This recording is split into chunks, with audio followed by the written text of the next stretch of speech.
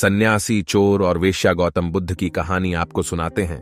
गौतम बुद्ध जब भी अपना प्रवचन समाप्त करते, अपने शिष्यों को 3 बार समझाते और कहते कि जाओ अब अपना अपना काम करो। उनका एक प्रिय भिक्षु था, आनंद।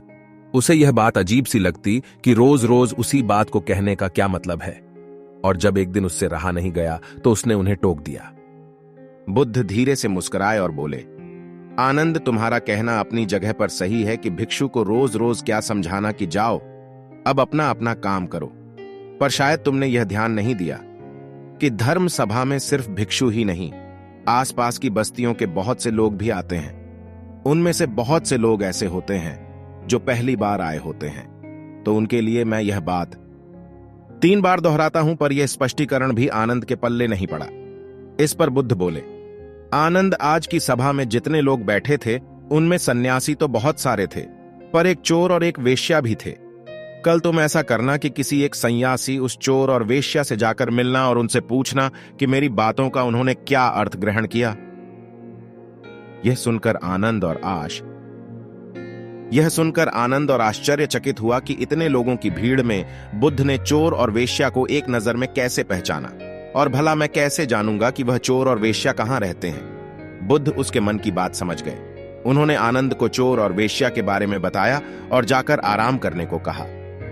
आनंद ने जैसे तैसे उत्सुकता में वह रात काटी और अगले दिन सुबह सुबह तहकीकात के लिए निकल पड़ा।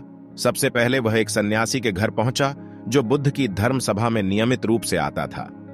आनंद ने उससे पूछा, रात्रि सभा में बुद्ध ने जो आखिरी वचन कहे कि अब जाकर अपना अपना काम करो, आपने उससे क्या सीखा? इस पर वह भिक्षु बोला, इसमें सीखने वाली क्या बात है? भिक्षु का नित्य कर्म है शाम को ध्यान, अल्प भोजन और विश्राम। मैंने कल भी वही किया। आनंद को पता था कि भिक्षु से उसे यही उत्तर प्राप्त होगा। अतः वह मुस्कुराया और चोर के घर की ओर चल पड़ा। पूछते पूछते वह चोर के घर पहुंचा। चोर उस समय सो रहा था। उसे उसके घर वालों ने जगाया और बताया कि भिक्षु आनंद उससे मिलने आए हैं। यह सुनकर चोर चौंक उठा और हाथ जोड़कर आनंद के सामने हाजिर हो गया। आनंद ने अपना सवाल दोहरा दिया। रात्रि सभा में बुद्ध ने जो आखिरी वचन कहे कि अब जाकर अपना अपना काम करो, आपने उससे क्या सीखा? चोर विनम्र शब्दों में बोला, भिक्षु, बुद्ध तो अंतर्यामी हैं, इसलिए आपसे क्या छिपाना। मैं कल रात पहली बार बुद्ध की धर्म सभा में गया और उनके प्रवचन सुने। मेरा तो जीवन ही सफल हो गया।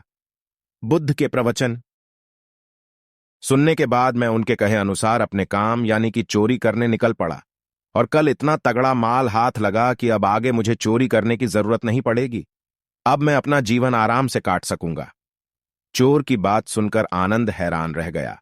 वह वहां से उठा और वेश्या के घर की ओर चल पड़ा। वेश्या आनंद को देखते ही पहचान गई।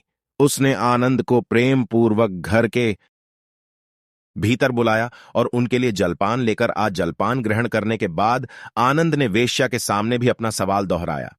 यह सुनकर वेश्या बोली, भिक्षु, भगवान बुद्ध ने अपने प्रवचन के अंत में कहा कि जाओ अपना अपना काम करो। सो प्रवचन के बाद मैं अपने घर आई और अपनी नाच गाने की महफिल सजाई, लेकिन बुद्ध के आशीर्वाद से कल के जैसी महफिल तो कभी नहीं सजी। कल मेरी महफिल में कई बड़े बड़े राजे महाराजे पधारे। उन लोगों ने प्रसन्न होकर इतना धन धान्य मुझे दिया कि अब मुझे धन के लिए ये कर्म करने की आवश्यकता ही नहीं पड़ी ढेगी। नंद के आश्चर्य की सीमा न रही। वह वहां से वापस महात्मा बुद्ध के पास गया।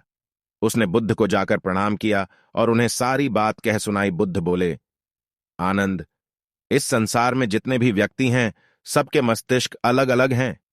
वे सभी लोग अपनी बुद्धि और क्षमता के अनुसार ही हर बात का मतलब निकालते हैं। इसीलिए मैं अपनी इस बात को 3 बार कहता हूं कि जाओ अब अपना अपना काम करो।